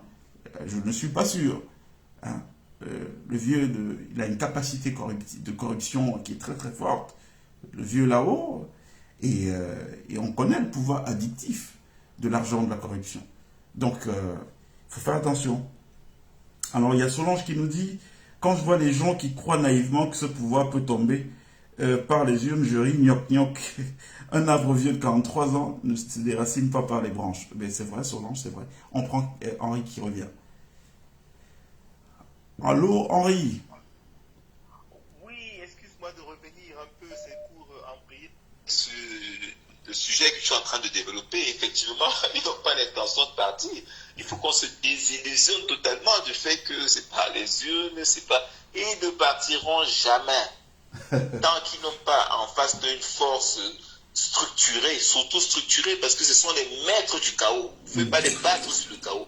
Descendre dans la rue et dire qu'aller faire des casses, vous gagnez sur ce terrain. C'est pour ça que l'approche comme tu m'as posé une question à laquelle je n'ai pas répondu avant de rapprocher, c'était de savoir c'est quoi la Suisse. Et c'est de mettre en place une dynamique qui est déjà en route, comme tu le sais. C'est une dynamique structurée qui est essentiellement, mais alors essentiellement adossée à la loi camerounaise, la loi fondamentale. Je vous donne un peu quelques éléments pour que vous compreniez la pertinence de ce qu'on appelle le paradigme kamite. Le paradigme kamite africain, il est basé sur la justice et la vérité. La justice n'est pas une instance écrite de texte. Ce sont des forces qui sont composées de l'ensemble des énergies des Camerounais, de nos ancêtres et de toutes les instances supérieures de la justice cosmique. Il faudrait que les gens se rendent compte de ça. Ce n'est pas la blague. C'est pour ça que les gens prêtent serment. Quand ils prêtent serment, c'est une instance invisible hein, qui est existante. Donc, si nous nous appuyons sur la loi fondamentale, on est sûr qu'on les gagne. Pourquoi? Parce que cette loi s'adosse sur un précepte africain qui est repris dans un psaume biblique. Celui qui demeure sous l'abri du Très-Haut repose à l'ombre du Tout-Puissant. La loi fondamentale, c'est elle de très haut pour un peuple. C'est elle qui organise la République. C'est elle qui confère le pouvoir au président de la République de nommer aux emplois civils et militaires. C'est elle qui confère au Parlement le pouvoir de légiférer. Et c'est elle qui permet au pouvoir judiciaire de veiller à l'application de la loi. Ce sont des forces qui nous dépassent et ce sont des forces structurées et constructives. Mais elles ont une particularité, c'est que si nous voulons les mettre en mouvement, il faudrait qu'on soit sûr que la loi du nombre est respectée. C'est-à-dire quoi? Plus l'intérêt général est sollicité, plus ils interviennent rapidement et efficacement. Si c'est des histoires de petits égos subdimensionnés, vraiment ils vont intervenir de manière très mitigée. Donc, à partir de ce paradigme, la dynamique citoyenne rallye, qui signifie renaissance de l'âme des non indomptables, a été créée pour porter cette revendication légale de dénonciation du déficit de gestion. Pourquoi? Parce que le déficit de gestion à lui seul nous donne des avantages incommensurables. Je vous dis incommensurables, sauf que les populations ne se rendent pas compte de ça. Je vous cite quelques-uns des avantages. C'est que, comme tu l'as dit toi-même, dans l'histoire du Cameroun, peut-être même de l'humanité, on n'a jamais vu une Cour suprême rendre un rapport contre un gouvernement qui indexe tous les ministres.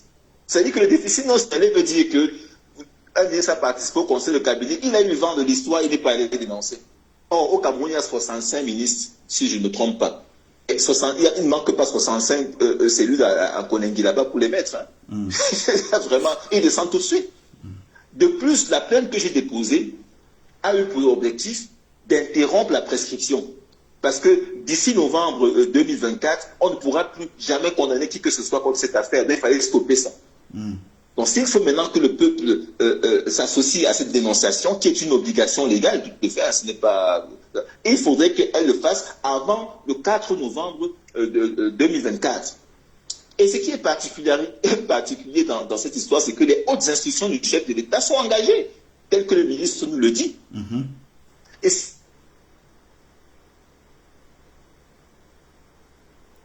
allô? Hervé? Solliciter le tribunal, le premier instant, le tribunal qui met ça qui est une forfaiture. Entends, hein? Hervé?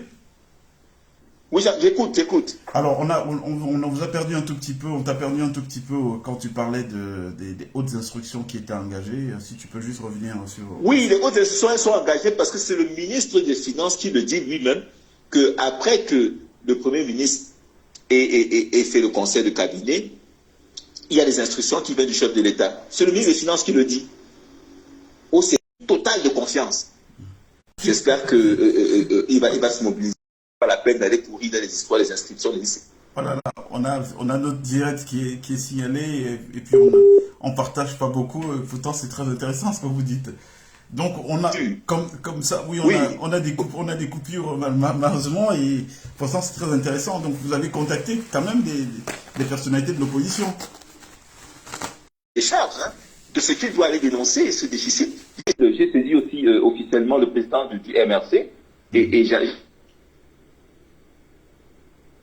on a une armée de soldats numériques contre nous là.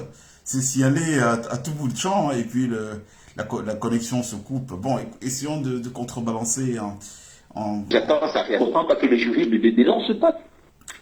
Alors, on a